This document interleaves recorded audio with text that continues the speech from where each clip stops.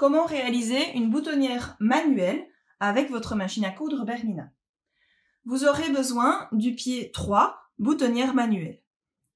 Il sera uniquement utile si vous réalisez des grandes boutonnières supérieures à 3 cm, puisque vous pouvez bien évidemment réaliser des boutonnières manuelles avec le pied 3 automatique. Si vous devez réaliser donc des grandes boutonnières, je vais donc placer le pied 3 sur la machine. Je viens sélectionner la boutonnière classique, ça peut être une autre, et je viens sélectionner un des modes manuels. Vous avez deux modes manuels, le mode REC et le mode manuel.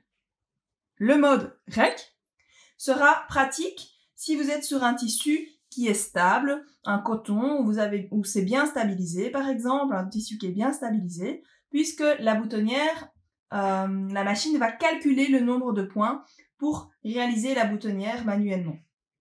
Tandis que dans le mode manuel, là c'est vous qui à chaque étape allez indiquer le changement de la boutonnière, donc les 4 étapes de la boutonnière. Donc si votre tissu bouge, il sera préférable d'utiliser cette fonction manuelle. Je vous montre le fonctionnement des différentes étapes.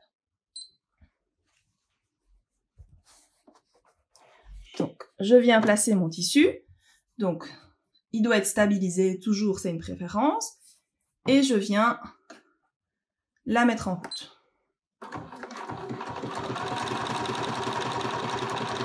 Je réalise donc la première chaînette. Puis j'appuie sur la marche arrière pour indiquer qu'elle peut changer d'étape. Elle remonte ensuite pour réaliser l'autre chaînette. Quand j'arrive à l'emplacement souhaité, j'appuie sur la marche arrière. Vous pouvez vous arrêter à chaque étape pour être sûr de bien voir où vous êtes dans l'étape de la boutonnière.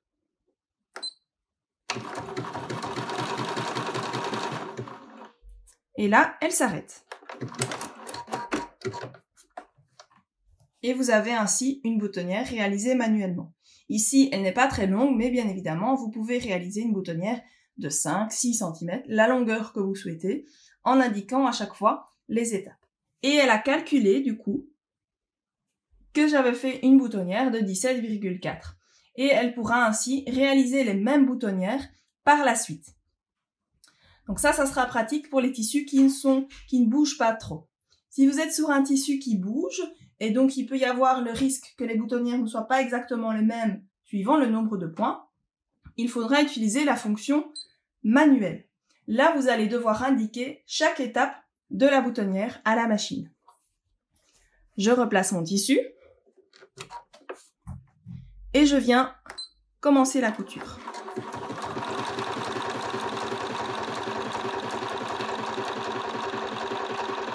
Quand j'ai la longueur souhaitée, j'arrête la machine, donc j'arrête d'appuyer sur la pédale, j'appuie sur la marche arrière. Ça lui indique l'étape suivante. Je la remets en route, elle remonte jusqu'en haut. Vous l'arrêtez quand vous arrivez au bon endroit et vous appuyez sur la marche arrière. Vous pouvez la remettre en route. Elle s'arrête. J'appuie sur la marche arrière. Je la remets en route.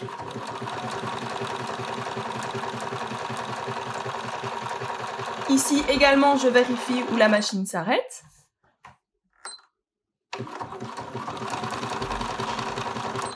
Quand je suis au bon endroit, j'appuie sur la marche arrière et je termine ma boutonnière.